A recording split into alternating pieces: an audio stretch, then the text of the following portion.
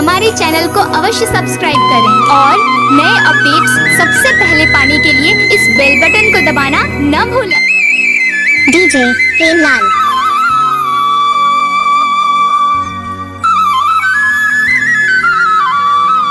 आपने तो सुना होगा डीजे प्रेमलाल दूधी नर्मदा टोला वाले।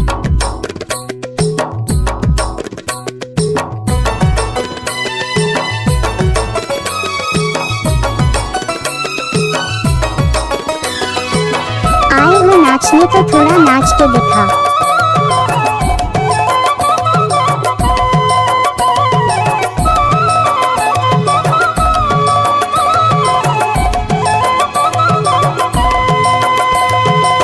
क्या नाम है आपका?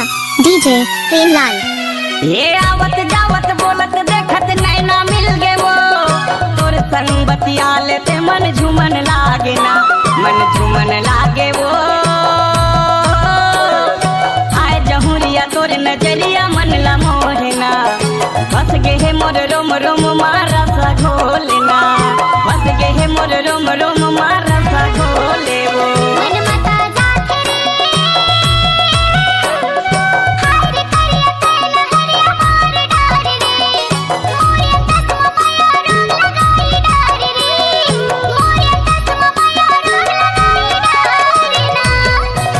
डीजे प्रेमलाल दूधी नर्मदा टोला वाले।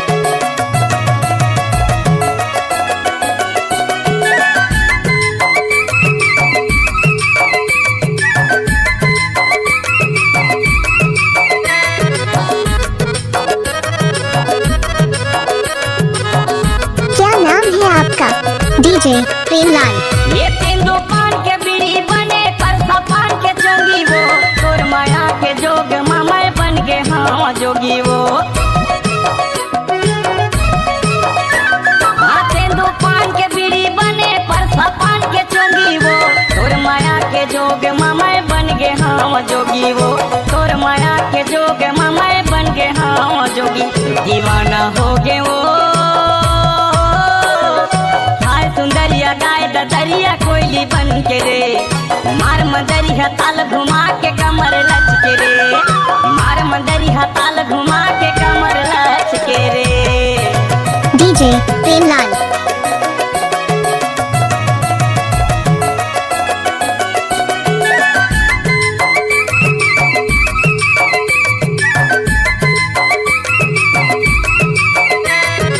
क्या नाम है आपका? डीजे प्रेमलाल दूधी नर्मदा टोला वाले।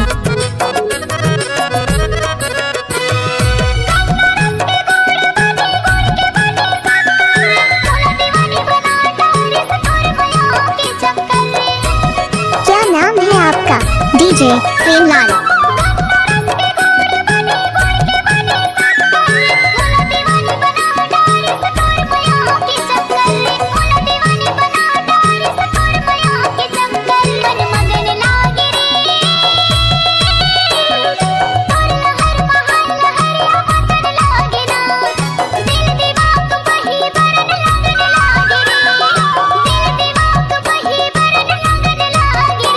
मन झूमन लागे वो, आए जहुरिया तोर नजरिया मन ला मोहना, बस गे है मोर रोम रोम मारा सा घोलना। क्या नाम है आपका? डीजे प्रेमलाल।